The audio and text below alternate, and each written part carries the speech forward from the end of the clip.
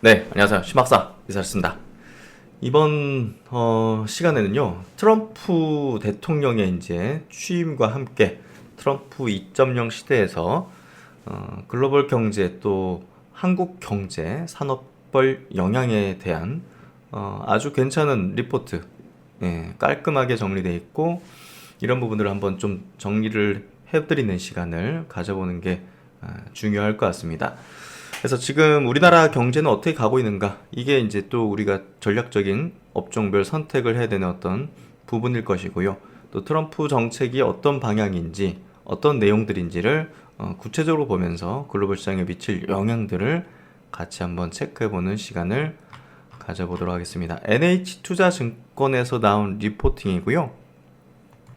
트럼프 펀치 종류에 따른 한국 경제 및 산업별 영향이라는 제목의 리포트입니다.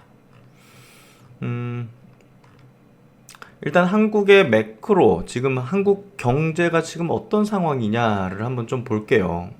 정말 지금 내수가 되게 안 좋죠. 체감적으로 좀 느껴지시죠? 한국 경제 성장률이 작년에는 2.1%였는데요. 올해는 지금 2% 언더 1.8%가 현재는 전망이 되고 있어요. 작년 이제 미국의 견조한 소비로 회복해 왔던 수출과 고용은, 우리나라는 이제 수출에 지금 미국 비중이 제일 높죠. 고용은 고점을 통과했고 기저효과와 트럼프의 보호무역으로 인해서 25년도 수출 둔화 요인이다. 다만 환율 효과와 생산실에 대한 어떤 현지화, 수출국 다변화 전략은 한국 수출 기업의 매출을 지지할 것으로 예상이 된다 해서 이 부분이 한국 수출이 괜찮다고 이제 원달러 환율이 높아진다는 거는 뭐 수출 기업에겐 유리한 측면이 있죠. 뭐 그런 부분들과 함께 이런 어떤 의견인데 한번 이따 자세히 볼 거고요. 고금리에 대한 부담으로 24년 한국의 투자 소비는 저점을 통과를 하게 됐다라는 건데요. 금리 인하와 원리금 상환 부담 축소로 25년도의 소비는 점진적으로 개선될 전망이다. 사실 이제 체감적으로 느끼기에 정말 24년도는 고금리 영향으로 정말, 그리고 이제 가계부채가 굉장히 높지 않습니까? 이런 부분들이 이제 소비 여력이 별로 없었던 거죠. 소비 여력이. 그래서 소비 시장이 많이 죽어 있었고 자영업들이 많이 좀 안 좋았죠. 이런 부분들이 점진적으로 이제 소비가 가장 근간이에요. 사실 내수. 여기 이제 점진적으로 올라올 것이다라고 이야기를 하고 있고요. 수축 회복 확장 둔화의 어떤 이 사이클 속에서 소비가 이제 좀 바닥을 짚고 올라서면서 한국 경제가 조금 개선될 것이라는 어떤 의견, 내용들이고요. 트럼프가 드디어 돌아왔습니다. 정말 대단합니다. 트럼프의 자국 우선주의는 한국 수출의 둔화 요인입니다. 분명한 둔화 요인이에요. 하지만 원화 약세는 또 수출 기업의 또 이제 경쟁력을 높이고 원화 환산의 매출액 증대에 또 기여한 어떤 측면들이 있죠. 그래서 뭐 그런 부분들이 좀 뭐 긍정 부정 여기 이제 뒤섞여 있는데요.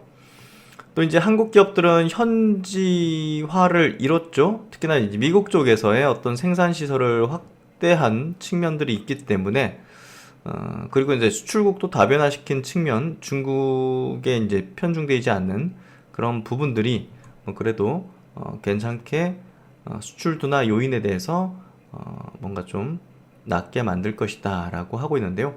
트럼프 자국 우선주의는 뭐 아시다시피 자국의 공장 만들어라, 공급망을 아예 만들겠다는 거잖아요. 거기에 이제 우리나라 기업들이 들어가 있기 때문에 그런 부분들은 긍정적인 포인트라는 거죠.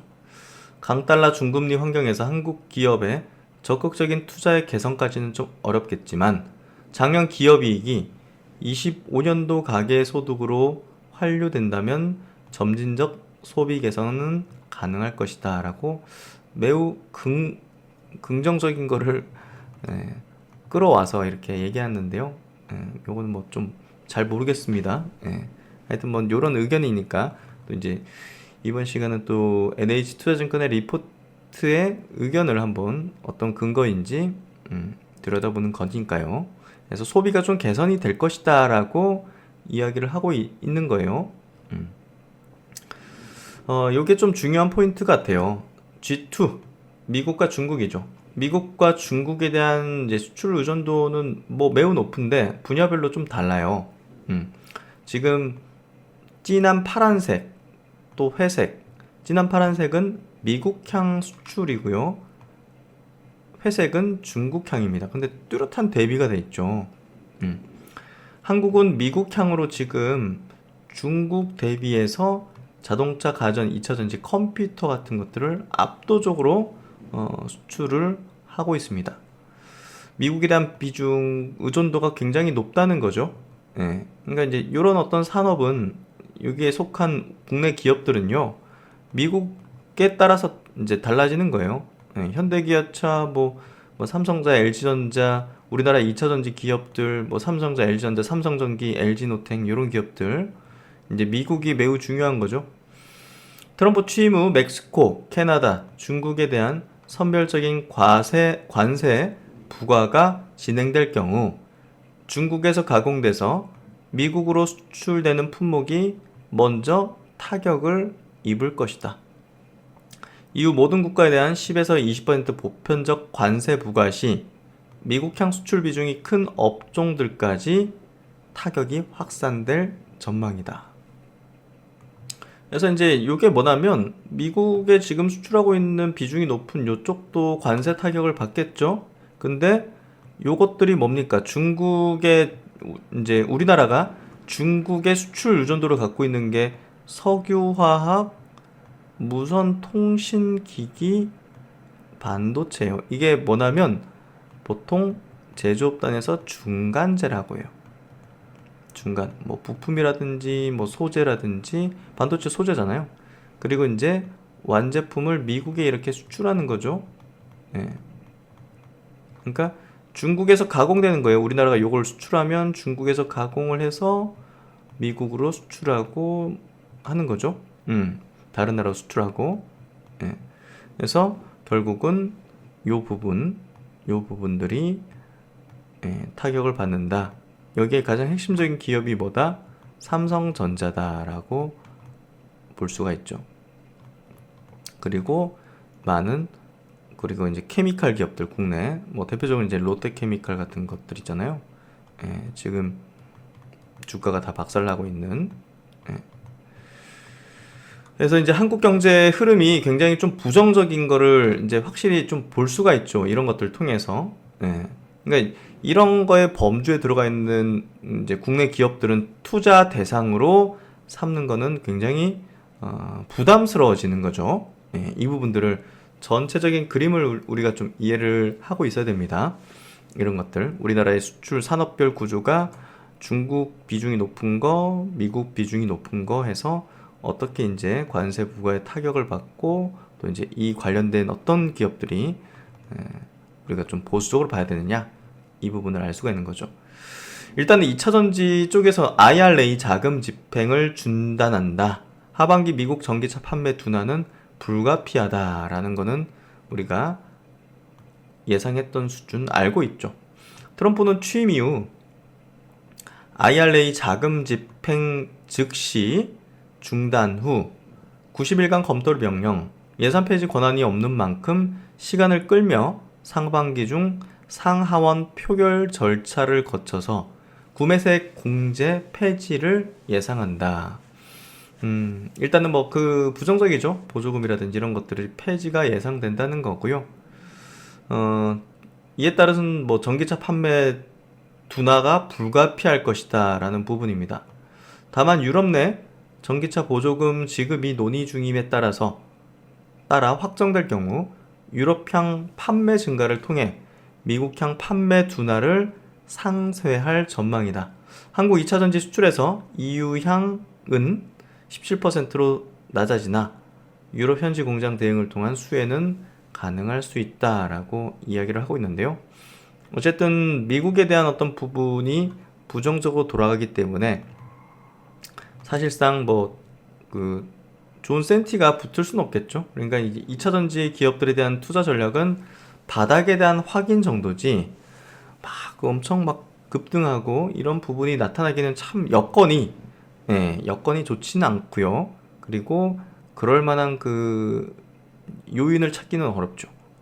그래서 그런 수준이라고 보시면 될 것 같고, 그렇기 때문에 2차전지 업종 내에서는 저는 기술 혁신에 기댈 수 있는, 기대감을 가질 수 있는 영역에만 투자를 하자는 전략 입장을 가지고 있는 것입니다. 어쨌든 그 멕시코 쪽에 대한 25% 관세를 매기기 때문에 그 멕시코를 생산 기지로 삼고 있는 쪽에 대한 장점이 사라지겠죠. 그래서 한국 기업들은 어떻게 하겠습니까? 생산 시설을 오히려 그냥 미국과 한국으로 옮기는, 한국 오면 이제 그 인건비나 여러 가지 그런 것들이 미국 대비 훨씬 싸잖아요. 그러니까 관세를 어느 정도 상쇄할 수 있다라는 판단을 할 수 있을 거고, 결국 이제 미국과 한국으로 옮기는 계획을 검토하고 대응을 하고 있었다. 삼성전자는 24년 말 멕시코에서 생산 중인 냉장고 물량 일부를 광주 공장으로 이전, 프리미엄 제품은 한국에서 생산해서 수출할 가능성. LG전자는 멕시코에서 생산 중인 냉장고를 미국 테네시 공장으로 옮기는 방안을 고려 중. 공장을 4배 확장 가능한 부지를 이미 마련해 놓았다라는 거죠. 그래서 이런 것들에 대한 대응들을 미리 하고 있었다는 거, 부정적으로 돌아갈 거기 때문에 하고 있었다는 거죠. 이게 호재는 아니고 그래도 어느 정도는 좀 방어를 하려는 액션을 취하고 있었다는 거죠. 그래서 그런 것들 보시면 될 것 같고, 그리고 이제 이 부분을 매우 통해서 여러분들에게 이야기하고 싶고, 여러분들이 올해 투자, 올해뿐이 아닙니다. 지금 25년도, 26년도 계속 넘어가는 한국 경제에 대한 어떤 투자에 있어가지고 이거는 이제 이해하고 가야 된다라고 생각합니다. 내 자산을 투자하는 거예요.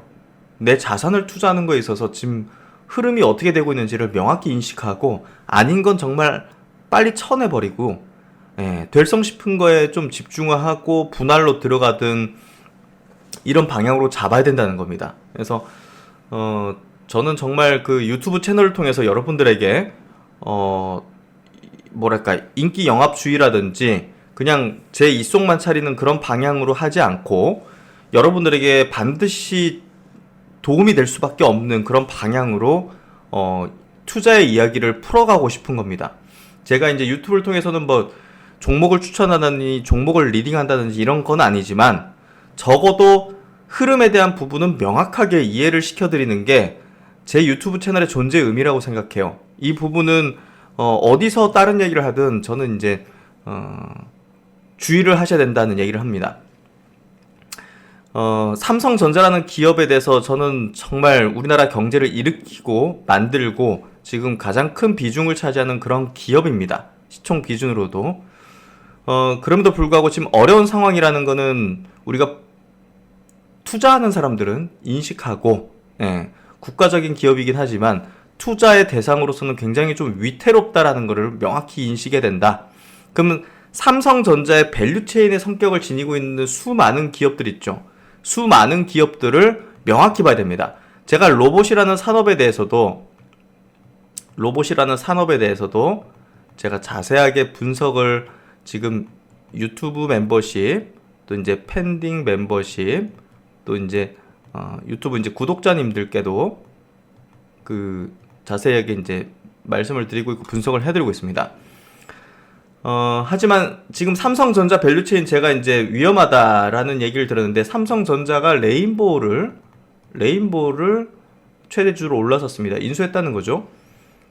하지만 객관적으로 봐야 됩니다. 삼성전자 밸류체인은 부정적으로 봐야 되는데, 레인보우 로보틱스를 통해서 레인보우 로보틱스를 엄청 키워주고, 이 기업이 글로벌 기업으로 올라설 수 있게 할 수 있느냐? 저는 의문이에요. 아주 좋은 기업들입니다. 국내 최고의 기업들이지만 여러분은 투자자입니다. 여러분은 투자자고 수익을 내야 되는 그런 사람들입니다. 저도 마찬가지고요.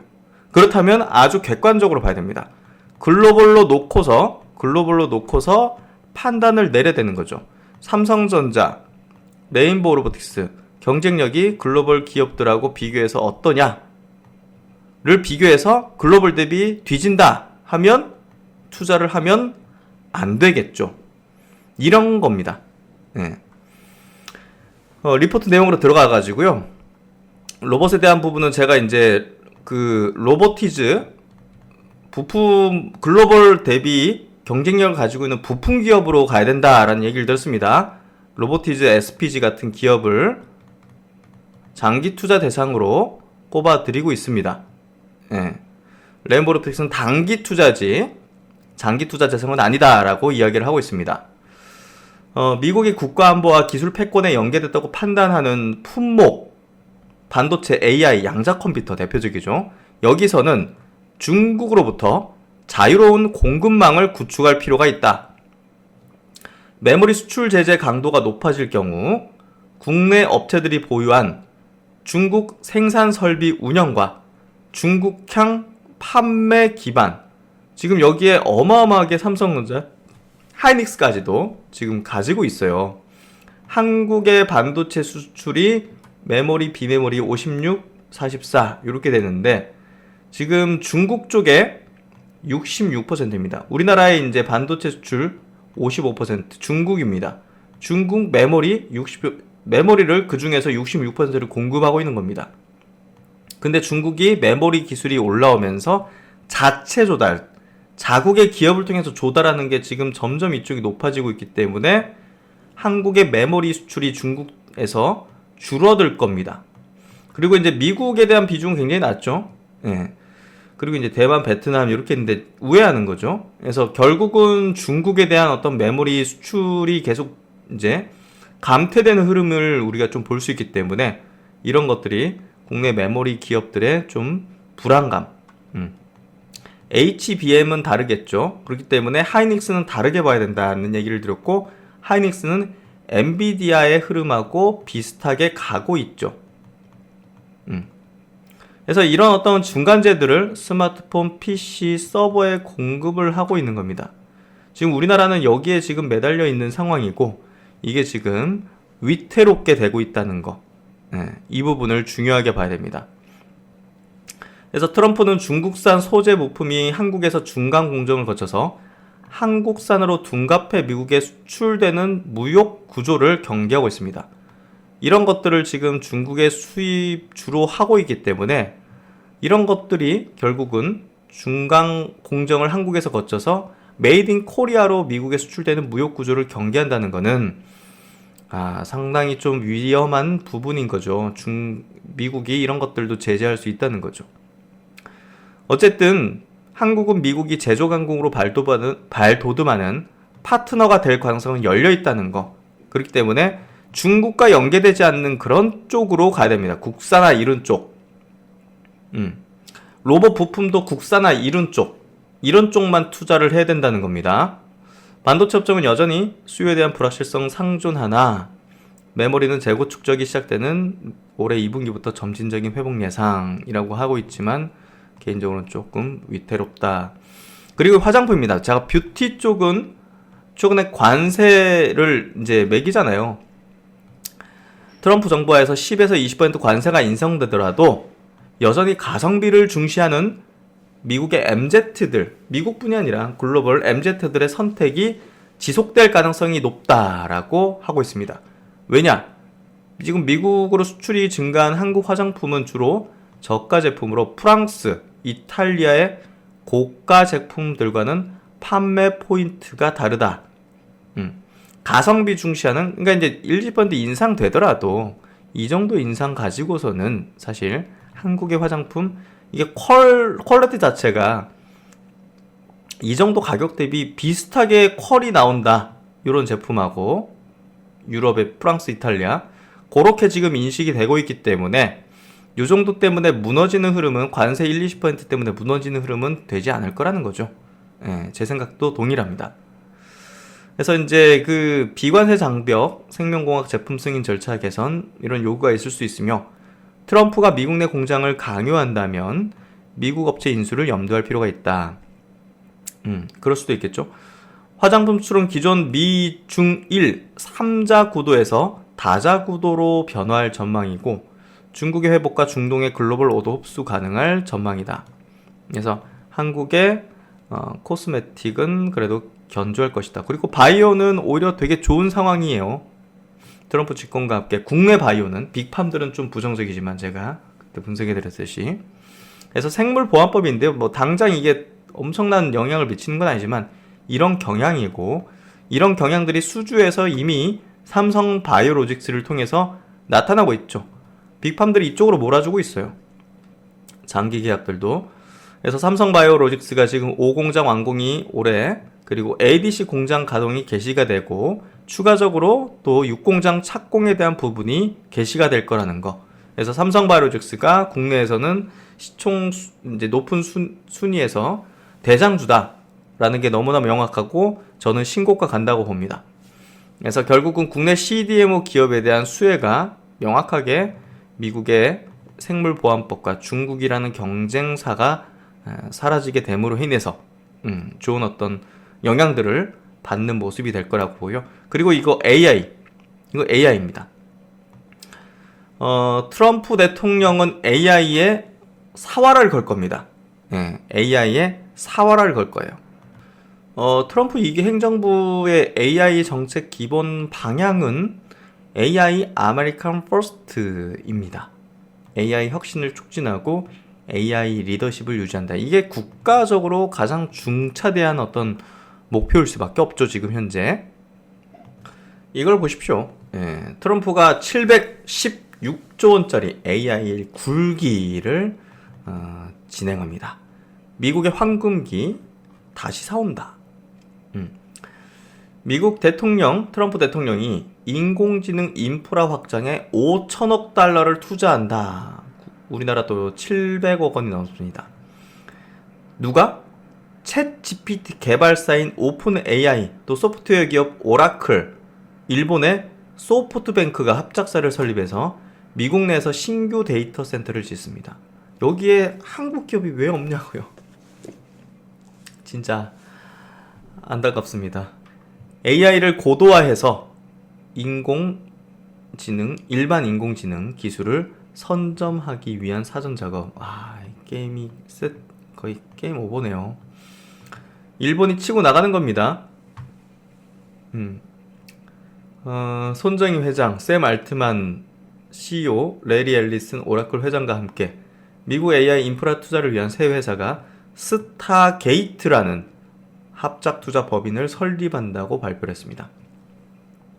트럼프 대통령은 이날 미국 역사상 가장 큰 AI 프로젝트를 시행한다. 이 프로젝트로 일자리 10만 개가 창출될 것이다. 데이터 센터 증축에 1000억 달러, 144조를 일단 투자할 걸로 예상되고 있고요. 그리고 이제 향후 4년간 최대 5천억 달러로 투자금은 늘릴 계획이라는 겁니다. 그래서 자본을 어떻게 조달할지 이거는 아직 안 밝혀졌는데 어마어마한 규모로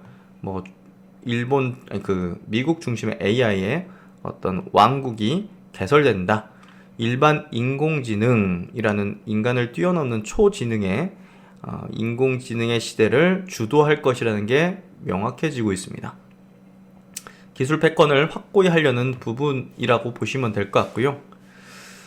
조 바이든 대통령의 안전하고 신뢰할 수 있는 AI 개발 및 활용이라는 조금 규제적 행정 그런 제도를 행정명령을 폐기를 했습니다.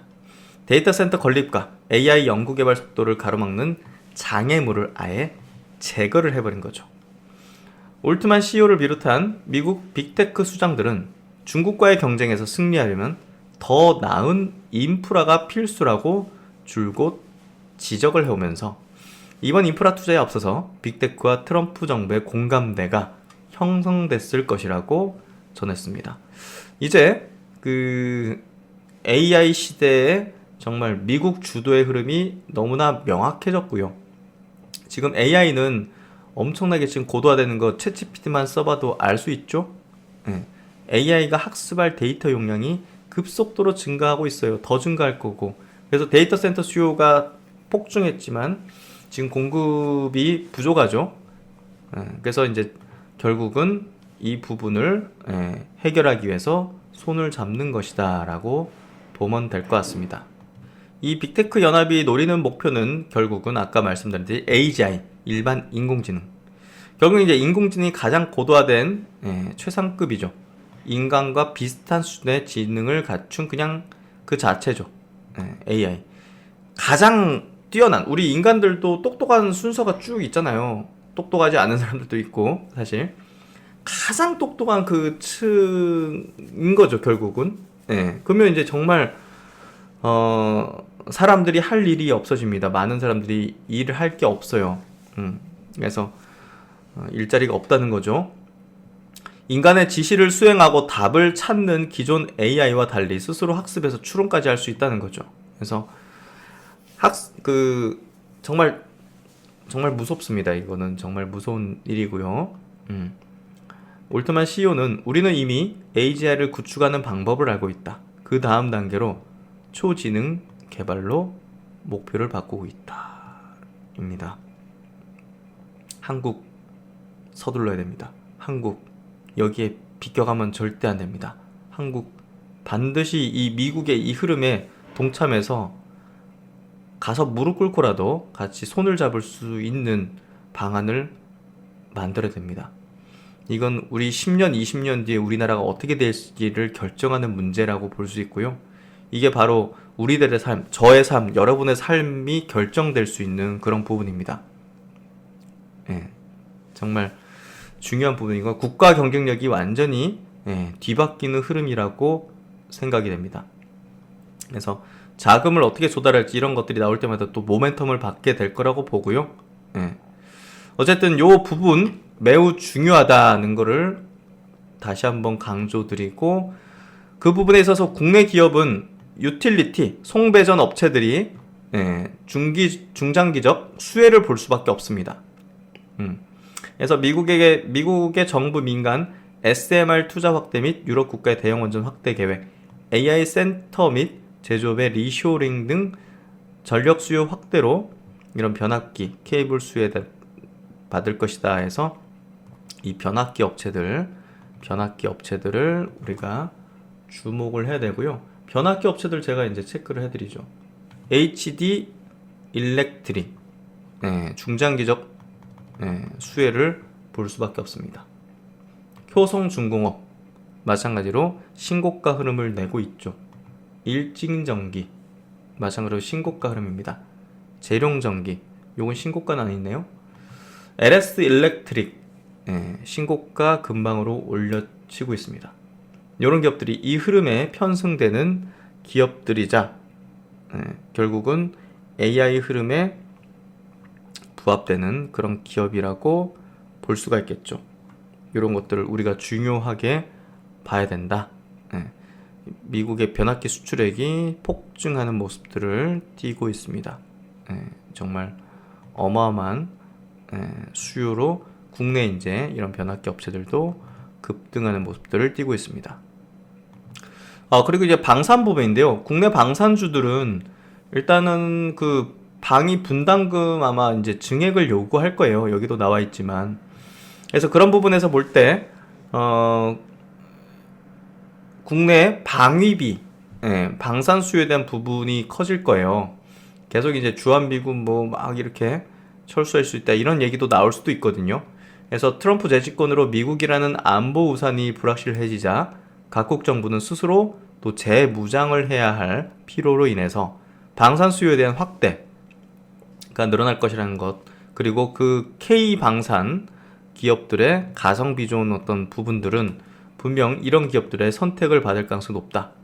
그래서 러시아 우크라이나 전쟁 이후 글로벌 방위비, 무기 도입비 증가 추세, 그리고 경쟁력이 있는 가격과 신속한 납품 가능한 한국 무기 수출 증가가 전망된다는 부분들, 그래서 급격하게 한국 방산 수출이 늘어나고 있는 것들을 21년, 22년, 23년 볼 수가 있죠.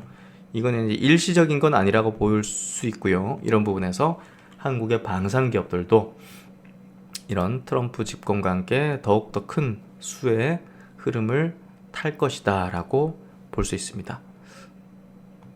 그리고 이제 한국의 앞으로 경제에 있어서 인구가 매우 중요하잖아요. 마지막으로 요 부분까지 체크해드리고요. 요 리포트 되게 볼만해가지고요.